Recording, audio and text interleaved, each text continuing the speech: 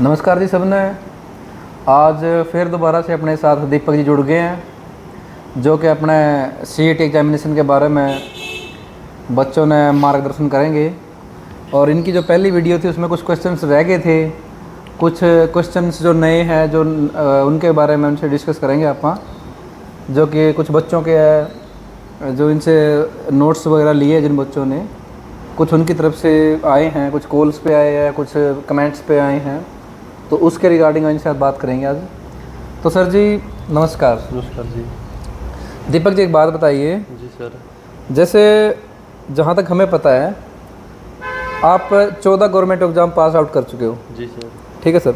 तो देखो, जहाँ तक कहीं ना कहीं आपको एग्जामिनेशन के शेड्यूल के बारे में बहुत अच्छे से पता होगा। जी जी। तो आपके माइंड में कोई आइडिया है भी जो सीईटी का एग्ज़ाम है इसका शेड्यूल कैसे रहेगा? सर देखो, शेड्यूल तो एग्ज़ाम का ऐसा ही रहेगा जो पिछली बार होता है। पिछले कोई भी पेपर उठा के देख लो, वही है। मतलब जो जितने सब्जेक्ट का आएगा ना पोर्शन, वो सब सर एक बार बता देता हूँ मैं, क्वेश्चन वही रहते हैं, मतलब टाइप बदल दिए जाते हैं।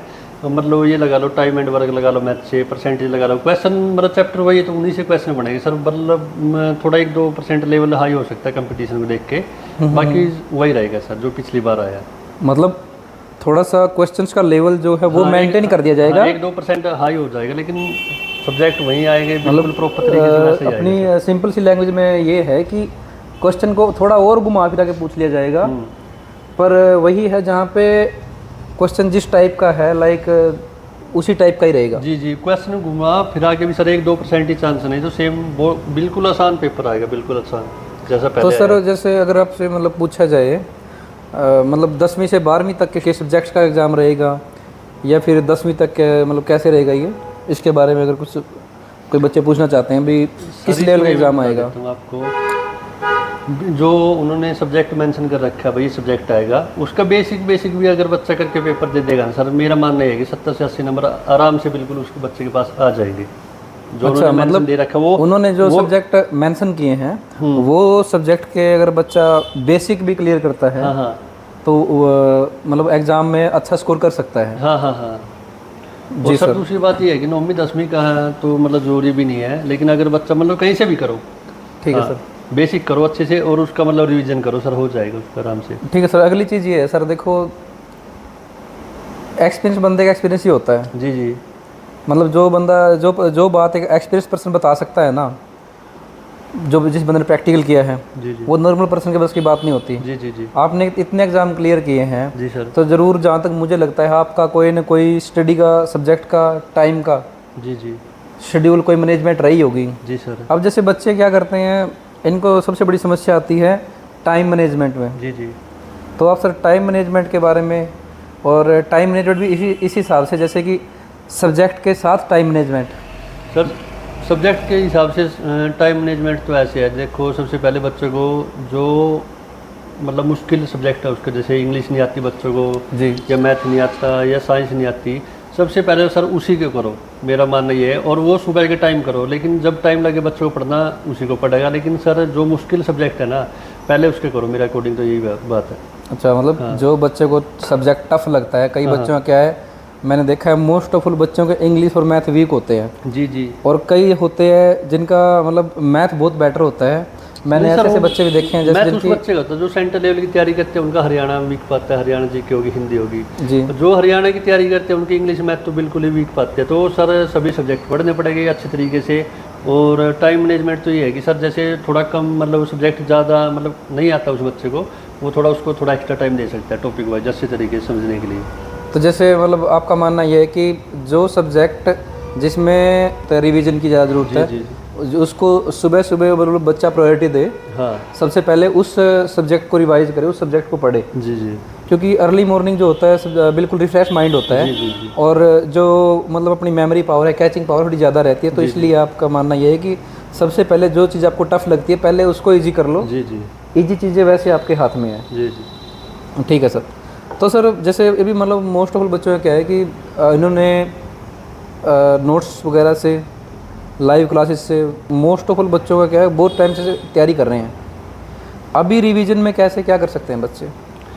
सर्विस ताकि उनकी तैयारी थोड़ी सी और बेटर हो जाए। हाँ सर, बिल्कुल अच्छा सवाल आपका है। लेकिन ये बहुत सारे बच्चों के मेरे पास फ़ोन भी आए, मैसेज भी आए, जिन बच्चों का अच्छा बेसिक भी है, 4 साल से 5 साल से तैयारी कर रहे हैं, लेकिन उनको अपनी कमी का पता नहीं चल रहा।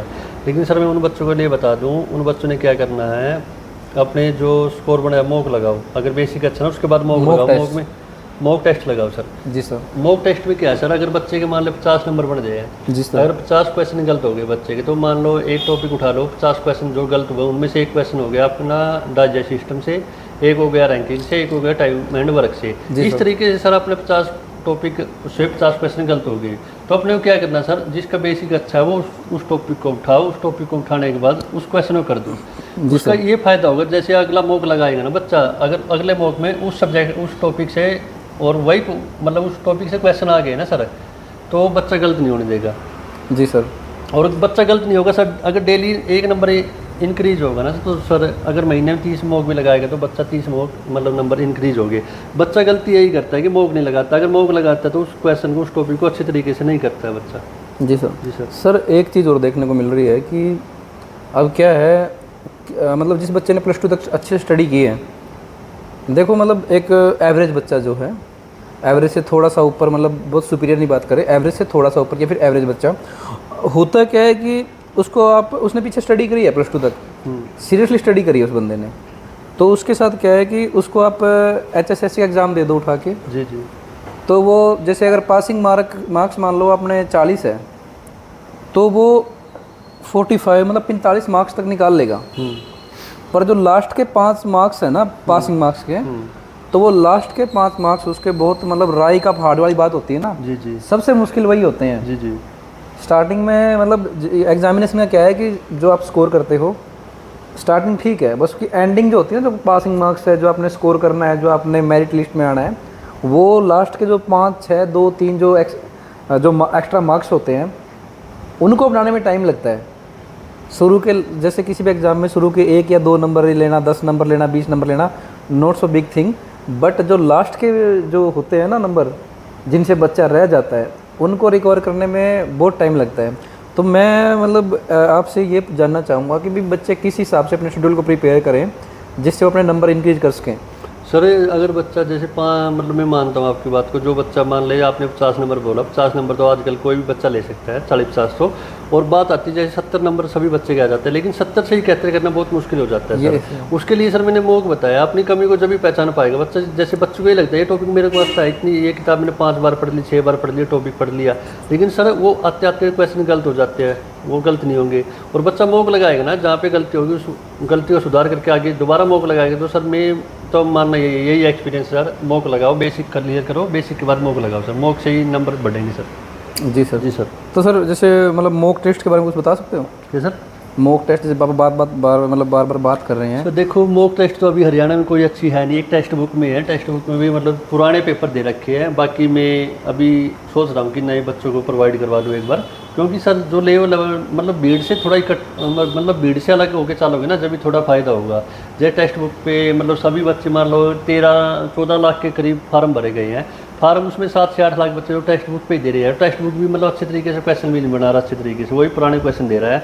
तो सर मॉक की अभी कोई बुक आई ही नहीं है मेरे हिसाब से तो मार्केट में। जी सर। ये बात स्टूडेंट्स प्लीज़ हाईलाइट कर लेना, सर इनडायरेक्ट वे में कह रहे हैं कि मॉक टेस्ट के लिए भी ज़रूर कोई ना कोई बुक जल्दी से जल्दी प्रोवाइड की जाएगी सर के द्वारा। जी ठीक है सर। तो सर जैसे मतलब जिस हिसाब से आप बता रहे हो स्टडी के बारे में, बच्चों को मोटिवेट कर रहे हो, अपने नोट्स प्रोवाइड करा रहे हो, जी सर, तो आजकल हरियाणा में बहुत चल रहा है अपने यहाँ पे कि एक टारगेट बैच लेके चलते हैं। जी जी। आपका टारगेट बैच के बारे में कोई मतलब कुछ मानना या फिर कोई शेड्यूल आपके माइंड में ऑलरेडी फिक्स हो, भाई मैं टारगेट बैच में ये कर सकते हैं हम? सर मैं बता देता हूँ, मेरे पास भी बच्चों के बहुत सारे फ़ोन आ रहे हैं। अच्छा, आपका कोई प्लान है टारगेट बारे में, टारगेट प्लान के नहीं बारे में? सर अभी तो कोई प्लान नहीं है, लेकिन सोच रहे हैं अगर बच्चे हैं तो 1 तारीख से स्टार्ट कर रहे हैं अब टारगेट बैच की। उसमें बच्चे, हाँ 1 तारीख से बच्चे बोल रहे हैं कि सर हमारे पास सब कुछ है, हम फ्री होके आपके साथ आना चाहते हैं। तो मैं बच्चों को बता देता हूँ, अगर कोई बच्चा बिल्कुल फ्री होके या भैया अपना बोरिया बिस्तर बांध के आ सकता है बिल्कुल पढ़ने के लिए। अगर कोई बच्चा मेरे पास अगर 20 बच्चे भी आएंगे तो 20 के सिलेक्शन की जिम्मेदारी मैं लेता हूँ भाई। बस आपको पढ़ना है, खाना पीना रहना जो आपको बताया जाए। टाइमिंग ये भी नहीं है कि भाई 15 घंटे 20 घंटे पढ़ाया जाएगा। बच्चा चाहे 5 घंटे पढ़े लेकिन आराम से पढ़े, बिल्कुल ही मतलब थोड़ा टाइम में अच्छी तैयारी करवा देंगे उसकी, वो सिलेक्शन तक ले जाएंगे। सिलेक्शन तक की जिम्मेदारी हम लेंगे सर। अगर 25 के 25 बच्चे आएंगे ना, 20 बच्चे जितने भी आएंगे सबकी तो जिम्मेदारी अपनी है सर सर। मतलब चलो मान ले, अच्छा मतलब सर 1 जुलाई से आप बोल रहे हो टारगेट बैच के बारे में। जी जी कितने बच्चों की सीटिंग आपके पास है? सर मेरे पास तो मैं ज़्यादा भीड़ इकट्ठी करूँ नहीं का, मैक्सिमम 50 बच्चे ही होंगे सर उसमें।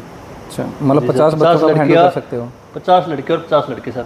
मेरे पास अभी इंक्वायरी भी आई हुई थी, बच्चे 25-30 के आसपास तो थे, लेकिन मैंने बोला कि भैया अभी मैं थोड़ा बिजी हूँ ड्यूटी के कारण, तो 1 तारीख से जगह वगैरह देख के सब कुछ मतलब अच्छी तरीके से करते हैं। मतलब 1 तारीख तक आप अपना मतलब जो टारगेट बैच का शेड्यूल है सब कुछ फिक्स कर अगर दोगे? सर 1 तारीख तक कोई बच्चा रहना चाहता है आपकी जैसे सर मतलब मान लो भाई मिनिमम कोई क्वालिफिकेशन वगैरह है जिस बच्चे को आप एक्सेप्ट करना चाहते हो भाई, या आपका जैसे कोई रिटन टेस्ट वगैरह है भाई, मैं अगर शुरू में बच्चा इतना टेस्ट में स्कोर करता है तो उस बच्चे के ऊपर टाइम इन्वेस्ट करने का फ़ायदा है? सर मैं बता देता हूँ आपको, देखो बच्चे के सिलेक्शन तक बोला मैंने जी सर। हाँ, अगर बच्चे ने सिर्फ फार्म भरा होना चाहिए सीईटी का, हाँ वो तो और पढ़ने का जुनून होना चाहिए जी सर। उस बच्चे को। और अगर एक बच्चे की मतलब क्वालिफाई मतलब मैं आप ये कह रहा हूँ कि भाई कोई टेस्ट हो या कुछ पास करना होता है, मैं एक बार बता देता हूँ सर आपको, अगर बच्चे की तैयारी बिल्कुल जीरो है, लेकिन वो जीरो हमेशा तो नहीं रहेगी ना, बच्चा उसको मतलब 10 दिन में ही इंप्रूव कर सकता है सर। जी सर। और ये हो सकता है जिस बच्चे की तैयारी अच्छी है कल को डाउन पे भी आ सकता है, लेकिन सर बस सीईटी का फार्म भरा होना चाहिए बच्चे को, और पढ़ने का जज्बा होना चाहिए, और सिलेक्शन में दुआऊंगा सर उस बच्चे को। बस पढ़ना चाहिए, पढ़ने के लिए छोटा भाई बड़ा भाई होने के नाते गाइड करेंगे उसको अच्छे तरीके से। यहाँ पे सर हर फैसिलिटी मिलेगी, बस उसको घर जैसा। अभी सर देखो पता है क्या है ना, एक चीज़ मैं मतलब माइंड में आ रही है मेरे। जी सर। देखो जो अपने देख रहे हैं ना सारे अपने चाहने वाले लोग ही हैं। जी जी आजकल लोगों ने क्या है कि टारगेट बैच के नाम पे बुला लिया, जी जी बुला के प्रॉपर मॉनिटरिंग नहीं की, जी जी खाने में समस्या है, रहने में समस्या है, मतलब लोग ना अपने बिजनेस को स्टडी से रिकमेंडेशन की तरफ मतलब कन्वर्ट ही कर देते हैं। आपका कोई ऐसा मतलब वो तो नहीं है कि भाई आपने 50 बच्चे बुलाए हैं और बुला के अपना उसको ही बिजनेस के में कन्वर्ट करना? जो बच्चे आएंगे मेरे छोटे भाई बहन ही होंगे, और भाई बहन के साथ तो देखो कोई वही होगा जो ऐसा बर्ताव करेगा बच्चे को सर। कोई भी किसी प्रकार की ये नहीं है सर, मतलब भाई परेशानी आई है, अगर बच्चा मेरे को ये बोलेगा ना कि भैया मुझे ये चीज़ खानी है, तो उसको वो चीज़ें अवेलेबल होगी सर। जी सर। जी सर। हाँ, तो फिर देखो सर क्या होता है, मतलब आपका बात ठीक है, जो टारगेट बैच के बारे में आप प्लान कर रहे हो, उसमें फ़ीस कितनी रखोगे आप? क्योंकि देखो मार्केट में ना कंपटीशन है हर एक चीज़ में। जी जी। और स्टडी तो ऐसा सब्जेक्ट है जिसमें स्टार्टिंग से लेके एंड तक, स्टार्टिंग कहाँ से होगी, LKG UKG रिपोर्ट कार्ड आते हैं बच्चों के, वहाँ से लेके एंड जहाँ पे आप कॉम्पिटिटिव एग्जाम्स के बिल्कुल लास्ट में जो आपकी लिस्ट आती है ना, वहाँ तक सब मतलब कंपटीशन ही कंपटीशन है। और एक विद्यार्थी ऐसा विद्यार्थी ना ऐसा जीव है, हर बंदा उसको लूटने के लिए तैयार है।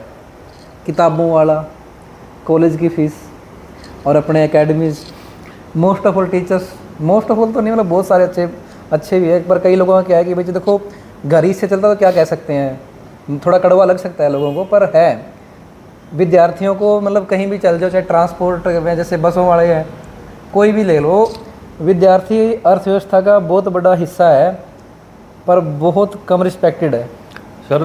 तो ऐसा ना हो सर कल को मतलब जैसे आप कंपटीशन के चक्कर में एक बच्चा आपके पास पढ़ने आया और आप उसके ऊपर जैसे PG में है, इनमें रेट चल रहे हैं वही कोई 7,000 ले रहा है, कोई 8,000 ले रहा है। सर मैं बता देता हूँ बच्चों को, पहली बात जो कोई भी आजकल मतलब मान ले मैक्सिमम बच्चे के लगा लो पूरे 1 साल के मान ले सिलेक्शन तक बच्चे के 80,000 रुपये लग गए रहने खाने पीने की पढ़ाई की। ठीक है सर। और 80,000 रुपये सर गणे नहीं है, 80,000 तो बच्चा कॉलेज में लगा देता है, ये कॉमन सी बात है सर, फीस लगती है। हाँ सर, बच्चे का ये है 7-8,000 रुपये सर, लाइब्रेरी कोच भी मिलेगा यहाँ पे, 3 टाइम खाना भी मिलेगा सर, कमरा भी है, मतलब कूलर भी, सारी फैसिलिटी मिलेगी सर बच्चे को, मतलब मैक्सिमम 7 से 8,000 रुपये मंथली है सर बच्चे। ठीक है सर। और मंथली क्या है, सिलेक्शन तक की भी मतलब बोल देंगे भाई आपने ना इतने रुपए में सिलेक्शन मिल जाएगा सर, नॉर्मली फीस रखें, ज़्यादा नहीं रखें इसमें। और सर जैसे कुछ अपने पास वही बच्चा आएगा जो बच्चा गरीब भी होगा फैमिली से, और वो होगा सर।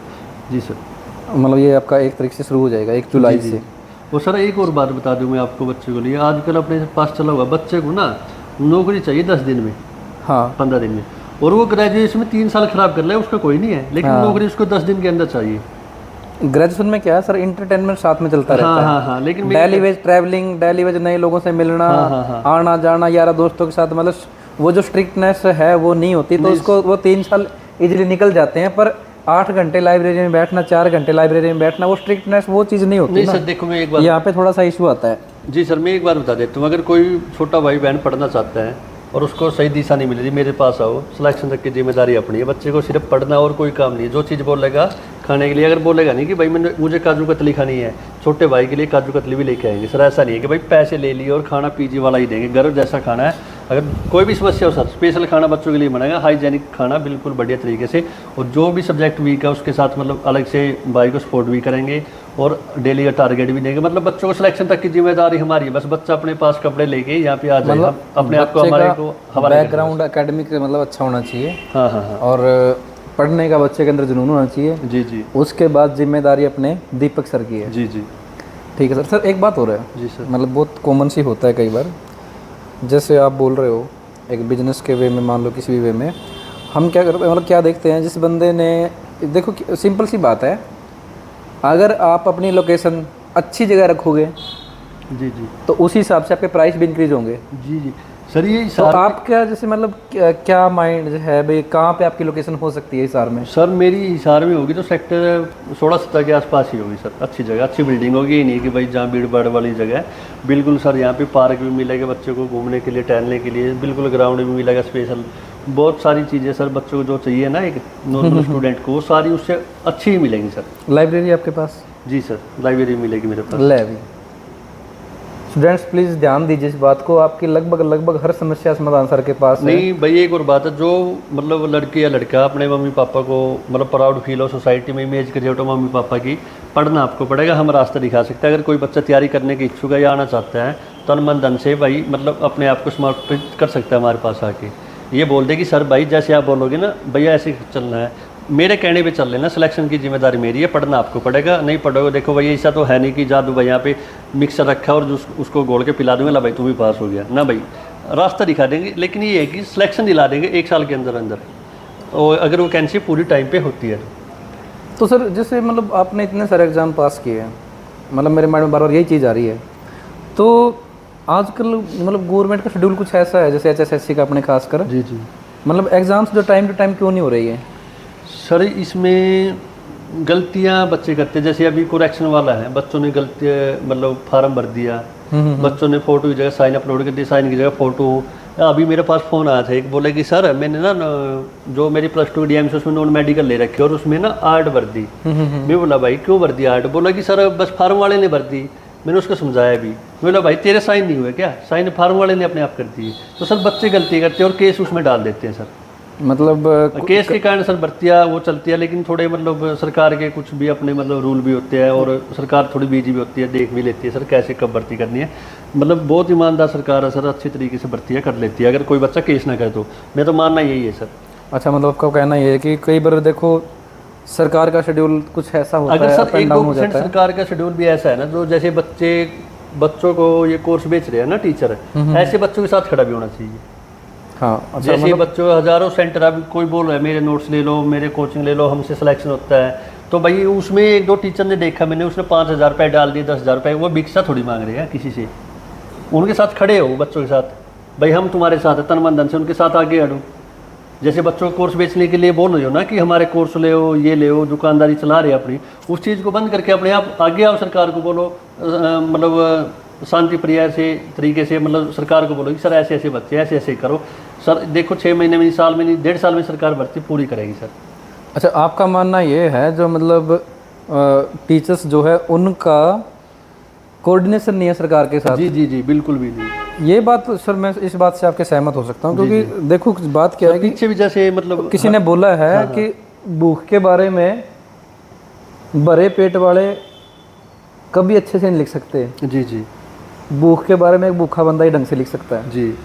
तो अब ये तो है नहीं भी जो हमारे HSSC में जो है सारे के सारे ही HSSC पास आउट है, जी जी, या सारे HSSC के सब्जेक्ट पढ़ते हैं। नहीं सर, ऐसे बहुत सारे टीचर है जो मतलब खुद के भी तो जो टीचर्स है जो पढ़ाते हैं, जिनको सब्जेक्ट नॉलेज है, तो मैं भी वो लोग अगर सरकार के साथ नहीं सर, मुझे भी सुनने में आया जो मतलब आजकल बहुत अच्छे टीच कर रहे हैं, लेकिन मैं मतलब उनका नाम तो नहीं लूँगा, मतलब सुनने में आया मुझे भी, मतलब कई जगह से है, 2-4 टीचर ऐसे हैं जो खुद मतलब सीटिंग बिठा के कुछ भी दाएं बाएं से कुछ भी सेटिंग शूटिंग करके मतलब ऐसे कर रहे हैं, लेकिन पहले क्या होता है सर, मतलब बच्चे उन पे अब भी डिपेंड हो रहे हैं बच्चे की, सर सिलेक्शन यही कराएंगे। एक बार बताओ भाई, उन्होंने चलो आपने उनका कोर्स ले भी लिया, अच्छी बात है, क्या कोई टीचर आपसे बात करता है? अगर आपका कोई डाउट है, टीचर क्या करता है सर, मतलब बच्चे को कोर्स दे देता है और ग्रुप में बोल देता है ये ग्रुप कर लो। वो ऐसे बिगाड़ देता है कि भाई पैसे ले लिए, ऐसे तो मतलब सर कोई भी नहीं करता। अगर आपने पास कुत्ता भी बैठा है ना, कुत्ते को भी लात नहीं मारते। और मैं तो मानना यही है कि बच्चा उसके सामने भीख मांग रहा है, सर बता दो बता दो, पता नहीं कितनी बड़ी सेलिब्रिटी है सर ये। अगर उन्होंने छोटे टीचर का ही है, गुरु और शिक्षक, मतलब उनका नाता होता है सर बेटे जैसा। शिक्षक मतलब जो पिता समान होते हैं, गुरु तो आपको ही पता है। हाँ, शिक्षक मतलब अपनी औलाद को एक टाइम पे इग्नोर कर सकता है, पर जिसको पढ़ा रहा है, जी जी जी, जिस पे अपना टाइम इन्वेस्ट कर रहा है, तो उसको ऊपर थोड़ा ज़्यादा ध्यान देगा वो। जी जी जी, पहले था ये चीज़, पहले थी लेकिन अब नहीं है सर। लेकिन बच्चे उनके साथ पूछ रहे सर ये क्या बात है। मेरे पास सर कम से कम 500 से 600 के आसपास फ़ोन आए बच्चों के, और वो बोले कि सर आपके नोट्स चाहिए। मैं बोला भाई छोटे भाई क्या कर रहा है तुम? बोला कि मेरा 70 से 80 नंबर है बन रहे हैं। मैं बोला भाई तेना नोट्स लेने की जरूरत ना है, तो इस तरीके से पढ़े। वो बच्चा अच्छी तरीके से पढ़ जाए और उसके 10 दिन में सर 90+ नंबर आ रहे हैं। मैं बता दूं आपको, अगर मुझे नोट्स बेचने होते मैं बच्चे को बोल देता कि हाँ भाई मेरे नोट्स ले, मेरे से सिलेक्शन होगा। लेकिन सर ऐसा नहीं है, बच्चे को खुद पढ़ना पड़ेगा। और जो टीचर है ये, मतलब मैं तो बच्चों को कह देता हूँ, बच्चों को अच्छे से पता भी है, कोर्स ले लेते हैं, कोई वीडियो ऊपर मिल जाती है, कोई नीचे मिल जाती है। और कोई भी टीचर बच्चों को ये नहीं बोलता कि हाँ भाई बता तेरी की समस्या है, मैं सोल्यूशन करूँगा। कोई भी नहीं है। लेकिन इंक्वायरी वाले को बोल देगा 5-10 हज़ार रुपये बैठे हैं, कोर्स के पैसे आ गए, उसको कोई लेना नहीं देना नहीं। बोला कि PDF है, PDF ग्रुप में डाल दी, पढ़ो ये पढ़ो। सर बच्चे को 100 परेशानी आती है। अगर मेरे पास 5 बच्चे भी हैं ना, 5 में से सर 2 बच्चों को तो परेशानी आएगी क्वेश्चन में। और ऐसा कोई टीचर नहीं है ना, ऐसी कोई मतलब बच्चा जिसको परेशानी नहीं आएगी सर। तो आपका कहना ये है कि जो बच्चे आपसे जो आपके नोट्स वगैरह यूज़ करते हैं स्टडी मटेरियल में, तो बैक स्टेज पे आप उनको हासिल करने के लिए खड़े हो? जी जी जी जी, नोट्स लेना भी जरूरी नहीं है सर। अगर कोई बच्चा मुझे पूछता है, अभी भी पूछते हैं भाई क्या करूँ क्या नहीं, मैं उनको अच्छे तरीके से गाइड भी करता हूँ और बताता हूँ। भाई मैं कहता हूँ ना तो मैं कोई टीचर हूँ सर, आपको बता दूँ मैं भी नॉर्मल स्टूडेंट ही हूँ, आप ही की तरह तैयारी कर रहा हूँ आगे भी। और ना कोई मतलब मैंने नोट्स बेचने वाला हूँ, मैं भी अपने मतलब अच्छे तरीके से तैयारी कर रहा हूँ। अगर कोई छोटा मोटा 1-2% ज्ञान है भाइयों को बता देता हूँ। अगर आपने सारे तरीके अपना के देख लिए तो मेरे वाला तरीका अपना लो, आपको इम्प्रूव 200% बिल्कुल ज़रूर मिलेगा सर। जी सर, देखो ये होती है एक ना जो शिक्षक की जो एक सोशल रिस्पॉन्सिबिलिटी जो होती है। अब वो चाहे इनका स्टूडेंट हो चाहे ना हो, चाहे इनसे नोट्स ले चाहे ना ले, उसने सारे अपील वकील दलील लगा के देख ली। अगर नहीं कुछ बन रहा तो कम से कम एक बार इनसे डिस्कस जरूर करके देखें। क्योंकि जो वही बात है जो पहले मैंने बोला था कि एक्सपीरियंस जो चीज़ दे सकते हैं ना, वो कहीं से नहीं मिल सकती। सेल्फ स्टडी बहुत बड़ी चीज़ होती है। अगर कोई बंदा सेल्फ स्टडी के बेस पे यहाँ तक बैठा है तो मैं भी आपको उस चीज़ का फ़ायदा उठाना चाहिए। बिल्कुल सर, बिल्कुल। सेल्फ स्टडी से सिलेक्शन होता है। तो सर मेरे से बहुत बड़ी जैसे UPSC बहुत अच्छी, मतलब बहुत बड़े एग्जाम उन्होंने पास किए बच्चों ने, सेल्फ से बहुत सिलेक्शन होते हैं। लेकिन सर यही है कि मैं बच्चों को एक ही बात कहता हूँ, भाई अपने आप को सबसे पहले तो अपने आप को धोखे में मत रखो और अपने माँ बाप को मत रखो। अगर आपको पढ़ना तो सीधी नीचे से पढ़ लो, अपने आप को पता चल जाता है कि 6 महीने में मैं कर सकता हूँ या नहीं कर सकता। अब बच्चों को क्या कहते हैं कि 2 साल से लाइब्रेरी जा रहे हैं ना भाई, कौन जाओ तू 3 साल से मत जाओ। ये बात अलग है कि सरकारी एग्जाम नहीं ले रही, लेकिन अपने आप को झाड़ पर छोड़ के पता चल जाता है इंसान को कि भाई मैं कितने पानी में हूँ। भैया ये बात है, अगर सोशल मीडिया से बचो और मन लगा के पढ़ाई करो, सिलेक्शन आपका होगा। और जो मैं एक बात और बता देता हूँ, अगर कोई टीचर आपका फ़ोन आधी रात को फ़ोन कर लेता है, आधी रात को फ़ोन करता है आपके पास, मतलब आप फ़ोन करते हो कि सर मुझे इस चीज़ में समस्या आ रही है, प्रॉब्लम आ रही है, तो अगर आपके कोई टीचर आपका फ़ोन उठाता है तो मतलब मैं तो कहता हूँ भाई उसको फॉलो करो। मेरे पास सर एक बच्चा लाइब्रेरी में टेस्ट लगा रहा था, उसके ना 85 नंबर बने। बोला कि सर इसको कैसे करूँ? रात के 2 बजे मैंने 2 बजे फ़ोन आया उसका, मैंने 2 बजे मैसेज आया था, मैं जाग रहा था, पढ़ाई कर रहा था, तो 2 बजे मैंने बोला उसको कि भाई तू फ़ोन कर। मैंने उसको बताया और सर 2 दिन बाद वो बोला कि भाई मेरे 90+ हो रहे। मैं बोला भाई पहली बात तो तू मोक नहीं बने अच्छे वाले, और जो मोक आपके हिसाब से बने 90+ बहुत है भाई, तू बस इसको ही बनाए रखना, फालतू मत जाने देना। जी सर। तो जैसे आपने बोला वे बच्चों का अपना नंबर प्रोवाइड आप करा देते हो? हाँ, और हाँ, बच्चा जब मर्जी आपको फ़ोन आप करे दे देना सर यहाँ पे, मतलब वीडियो में तो बच्चे हम नीचे फ्लैश में डाल देंगे। भाई यही है कि अगर कोई बच्चा आना चाहता है तो हिसार के अंदर सेक्टर 16-17 में आप 1 तारीख से गुरुकुल बैच लगा लो या कुछ भी लगा लो। जो बच्चा आएगा उसका सिलेक्शन की जिम्मेदारी हमारी है, और पूरी सिक्योरिटी की जिम्मेदारी हमारे पास, वार्डन भी मिलेंगे, सब कुछ बच्चों को। अगर मैं नहीं मिलूँगा 1% ड्यूटी पे जा रहा हो तो छोटे भाई या बड़े भाई आपको मिलेंगे जरूर यहाँ पे। और सारी फैसिलिटी आपको बिल्कुल अच्छे तरीके से मिलेगी। और पढ़ना आपको, अगर पढ़ना है तो आप कभी भी किसी भी टाइम आ सकते हो। अगर नहीं भी आ सकते, आप सेल्फ स्टडी करें तो कभी भी किसी भी टाइम छोटे भाई से, अपने आपके बड़े भाई से फ़ोन करके पूछ सकते हो कि भैया मुझे इस जगह दिक्कत है। और दूसरी बात, अगर मैं 1% बिजी हो सर, फ़ोन ना उठा पाऊँ, तो मतलब आप व्हाट्सएप पे मैसेज कर देना, वो इस मैसेज आपको सोल्यूशन पक्का मिलेगा सर उस चीज़ का। अल्टरनेटिव नंबर आपको प्रोवाइड करा दिया जाएगा। अगर जो भी आने का इच्छुक है या फिर अपने टारगेट बैच में पार्टिसिपेट करना चाहता है, उसके लिए हम अल्टरनेट नंबर अरेंजमेंट कर देंगे। हाँ, और सर मेरे पास ये नहीं है कि मैं सिलेक्शन कराऊंगा, पढ़ना यहीं भी बच्चे को पढ़ेगा। अगर बच्चा पढ़ना चाहता है तो घर पे रह के या मतलब लाइब्रेरी में रह के या कहीं भी पढ़ सकता है, अगर बहाने अपने कम करके। बहाने मत बनाओ सर, ये मेन बात बहाने की होती है। ये तो है ही सर। और सर जैसे आपको भी पता है कि मतलब बहाने वाली बात होगी, जिसको लोग पाँव में राड़ कर रही है ना, वो ओलंपिक में गोल्ड मेडल लेके आ रहा है, और 22 साल का 23 साल का लड़का राजस्थान में जज बन चुका है। सर बहाने बनाते हैं, मतलब अगर वो भी बहाने बनाते हैं तो शायद वहाँ पे नहीं पहुँच पाते। नहीं पहुँच जी पाते। जी। एक होती है विल पावर, संकल्प शक्ति भाई, जिसके अंदर है ना वो कुछ भी कर सकता है। जी सर। जी तो दोस्तों, आज की वीडियो को यहीं समाप्त करते हैं। और अगर आपका कोई भी क्वेश्चन है या फिर कोई सजेशन है या फिर कोई टॉपिक है जिस पे आप चाहते हो कि आगे डिस्कस किया जाए, तो आप हमें कमेंट में बोल सकते हैं। हम ज़रूर उसको हाईलाइट करेंगे और आपके जो भी सजेशंस को मानेंगे और आपकी जो भी प्रॉब्लम्स है उनका सलूशन निकालने की कोशिश करेंगे जहाँ तक हमसे हो सकेगा। तो बहुत बहुत धन्यवाद दीपक सर। जी सर, हमारे साथ जुड़ने के लिए। जी सर। और दोबारा आपको ज़रूर मिलवाते हैं दीपक जी से, आपके नए क्वेश्चंस, आंसर और सजेशंस के साथ में। तब तक के लिए धन्यवाद। जी सर।